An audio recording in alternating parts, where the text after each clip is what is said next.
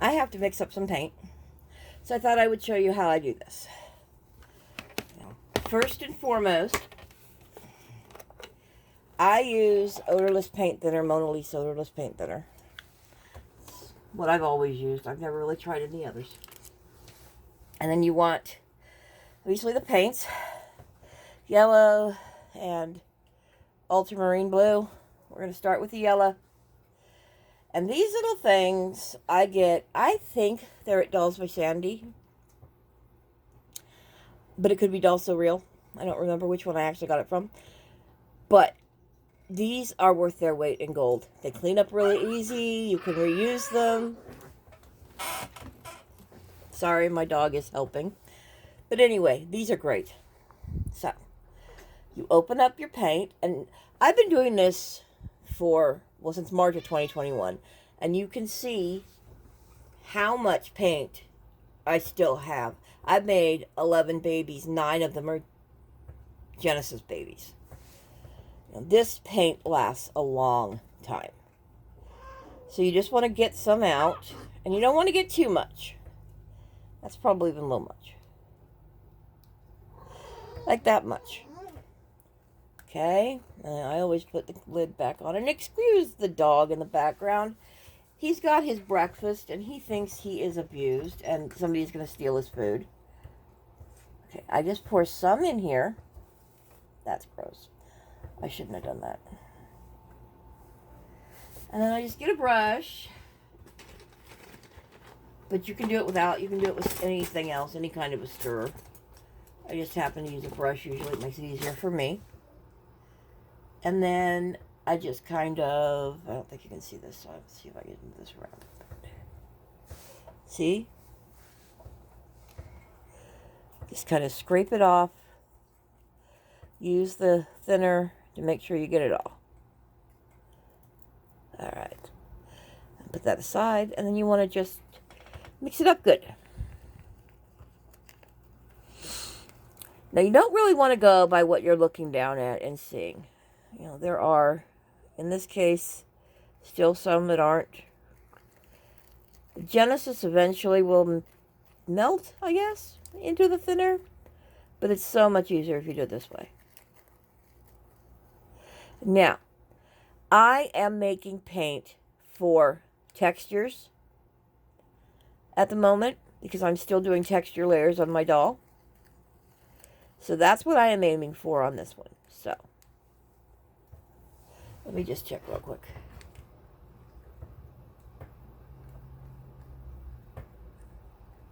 Alright. I believe I got it all melted down. Now, I'm going to look. Actually, that's about right. If you want to look at it, maybe a little bit dark. So, I'm just going to, again, these things are also worth their weight in gold. I'm just going to add some more to it. And then, yeah, that's about right. If you can see the difference in the colors? It's kind of hard to see on this. This is just a puppy pad or whatever. But, where's that ear? Here, I'm going to use it on the back of the ear. See the ear we were working with? Put that on. You can see just the very edge of color on it. And that's because I'm making it for texture layers. With washes, you would not want to see that. With washes, when you're doing the paint for a wash, you want it thin enough you don't see any color. So if you were doing a wash, you would add more thinner and make it even thinner. Because you want to not see color when you put it on there.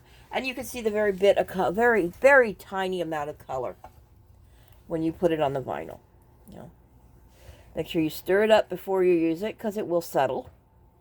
But you can basically rehydrate it anytime. You can make whatever you want. But if you put it on there, and you can see just the edge of color on it. But if you thinned it out just a little bit more, then you would see no color at all, and that would be perfect for a wash. But this is pretty much perfect for the texture layers that I'm doing right now. Okay, next, inline single file. And I just take these and I just clean them up. Make sure you get the edges, because you don't want to get paint from a different color in what you're using. And then we're going to do the blue exactly the same way. Except I'm not going to add any of this in there to begin with, because I've already got some in here. So I'm just going to take, and again, this is a year, and it's not even hitting the bottom yet.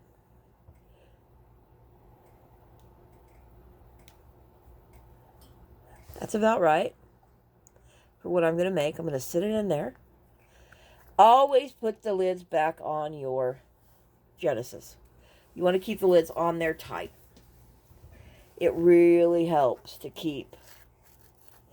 Normally I would wash that brush off and use it again, but I'm just going to grab a different brush right now, because I'm not going to stay here and mess with it right now. So I'm just going to grab a different brush.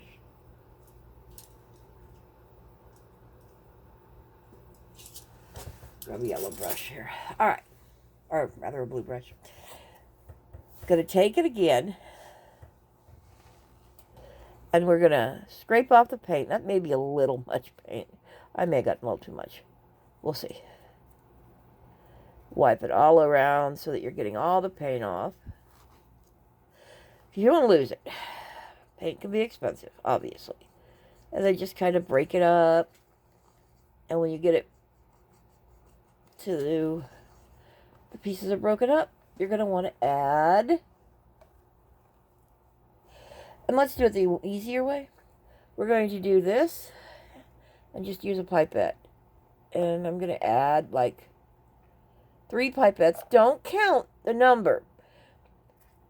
The thing is, you want the paint. It may take me 3 pipettes of this. It may take you 2. It may take you 4 or 8 to get the right thing. It depends on how much paint you got in it. And that's about right. You just here, and you can see, let's see if we can do it here. Oh, Nice and light.